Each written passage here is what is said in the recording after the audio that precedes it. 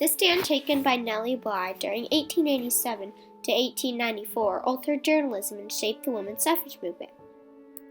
Nellie Bly used investigative, undercover writing to persuade the government to change women's working rights. She also revealed the harsh condition in mental institutes for patients and the poor treatment which women in the workforce received. Through her writing, Nellie Bly ultimately helped change the women's suffrage movement for thousands of women during the Progressive Era. At Blackwell's Insane Asylum for Women, Nellie Bly gained the attention of the public by taking on the real-life experiences of a patient and documenting them for the New York World. Because of the emotional writing Bly exhibited, her experiences gained the respect of the government. Due to this, funding increased for asylums similar to Blackwell's, and in consequence, conditions for patients improved immensely. The story begins in 1864 with a woman named Elizabeth Jane Cochran, known to the world as Nellie Bly. She had a ruthless childhood after supporting her whole family when father, Michael Cochran, died and mother was in an abusive marriage. This made Bly strong-willed and ready to take on the massive world before her. Bly's interest in journalism started at the Pennsylvania Dispatch when she was 16 years old. In January of 1885, Nellie Bly was an observer for the Pennsylvania Dispatch.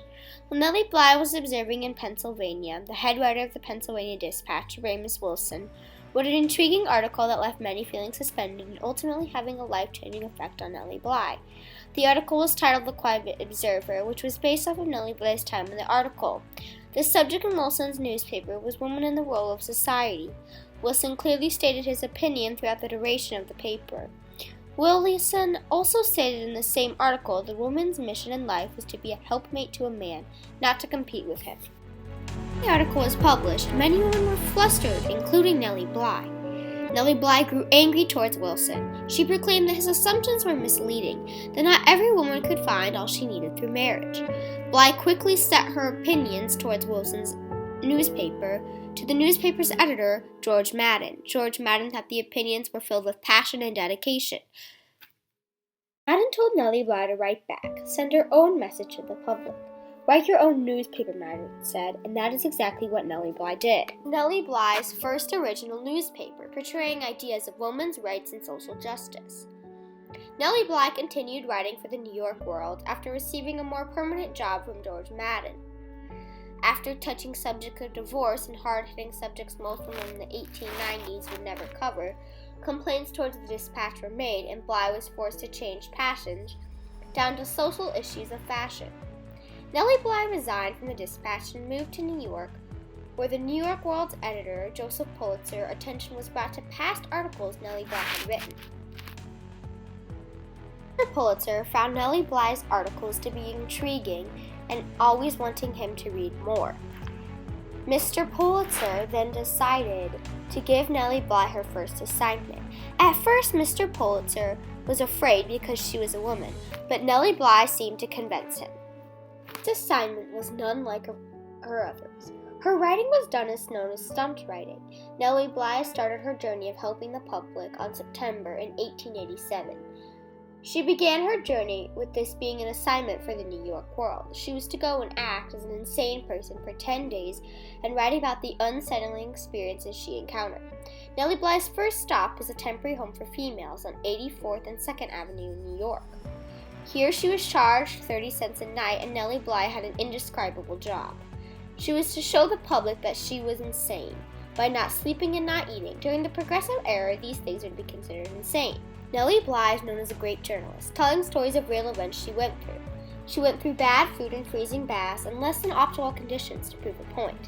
Nellie Bly wanted to prove that women can do just as much as men can do and that women are treated unfairly. An article called The Suffering Sisters, one that Nellie Bly wrote, helped the government see the awful conditions these women went through. Examinations and horrible food, poor treatment from nurses and cramped beds, and being locked in rooms and held against their will. Nellie Bly went through all of this for 10 days before being excused from the mission by the New York State. She saw that she wanted to make a change in people's rights and how they were treated. Nellie Bly witnessed her mother suffering an abusive marriage, and other women suffered from the hurtful things people said to them. People in the community would say that men do a greater service to their peers, or that it was improper for a woman to cover a story about crime or scandal. Following the Civil Rights Movement, Amendments 14 and 15 were introduced to help gender segregation throughout the nation. However, the public was unsatisfied with the results. Bly's articles promoted the women's suffrage movement, which obtained further support from the government through her writing. As an outcome, the United States as a nation gave more attention to the women's working conditions and popularized gender equality. The year 1868 was an important year for all Americans. The Progressive era was upon us, and many gender segregation amendments were brought to the Constitution.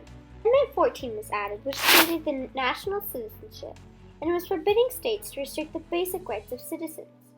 Also during this time, Amendment 15 was put into place. This amendment was the United States and state governments could not deny a citizen from the right to vote based on the citizen's color or race. When these amendments came in, it gave people a better sense of freedom and liberty. However, during the time, the Constitution or these amendments may have addressed a bigger problem of worldwide segregation, but of people who didn't address gender segregation towards women. In fact, as we know, more women's rights and voting rights did not occur until 1990. Many women didn't feel as secure in their country due to the fact they didn't have any power or control into what the country does. This infuriated many women, including Nellie Bly herself. As of 1870, journalism was strictly a male occupation. A few number of women battled through the rough world of journalism. Many women in the journalism business dealt with issues like clothing and food and more of the social society events. Many women today have more of an option, but since journalism was such a small population of women in it, women were only assigned to more female-friendly cases. Journalism was said to be a man's job due to the fact that people in the late 1800s and early 1900s thought it would be too dangerous job for a female. Bly's investigative journalism transformed insane asylum conditions and altered the public views of women's rights. Bly used her writing to identify flaws in American gender inequality, earning her a Women's Association of Suffrage Award. The Progressive era was a time of change for civil rights, which Nellie Bly aided through her collaboration with the New York World and Pittsburgh Dispatch. Nellie Bly rightfully earned her place in the Women's National Hall of Fame through her exposés and honorable actions taken to defend women's rights. To really understand the impact Nellie Bly gave to the world, you need to understand how many lives she changed and what she really did for the world.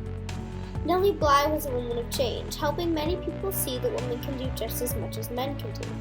She brought attention to many people as well. Nellie Bly was a woman of empowerment. She encouraged other women. She sought to help people and gain respect from the government and journalism community, speaking her thoughts and expressing them without being afraid of what others think. In fact, the government gave $500,000 to the Blackwell's Insane Asylum after Nellie Bly's exposé, 10 Days in a Madhouse, was published. The Progressive era was filled with change for women's rights. Already a helpful soul from helping families in times of need during the Civil Rights Movement, Nellie wanted to make a change for the world, a long-time change that could move the world. She gained the respect of so many because she made the government and people stop and see what was really happening in Black women treatment facilities and make things change for good. Nellie Bly's career was started by fighting back among articles and stating her opinions, which many thought were fearless, gaining her more recognition than ever. Nellie Bly gained recognition of so many people. In fact, in 1999, she earned a reward for what she did to help people in America. Today, women have more rights than ever, and women can stand up for themselves more freely. Nellie Bly fought and never gave up. Nellie Bly was such a dedicated woman. She made small reforms into ones that were huge and would lead the journalism field forever. She made it possible for new generations of reporters to enter the world. Nellie Bly made things happen. She wanted to not only theorize what hard times were like, but experience them as well. She impacted and reformed, and made people really look at the United States' flaws in journalism. She made common citizens relevant in social awareness. As a result, more people started to see women as not just a houseworker, but as someone who could make a change. Nellie Bly died January 27, 1922, as a woman of empowerment, dedication to her people in journalism, to fight when no one else was willing to. She is truly considered today as one of the world's greatest female reporters in history. Nellie Bly took a stand for journalism and what she believed in. Nellie Bly took a stand in the history of journalism and impacted the lives of many women.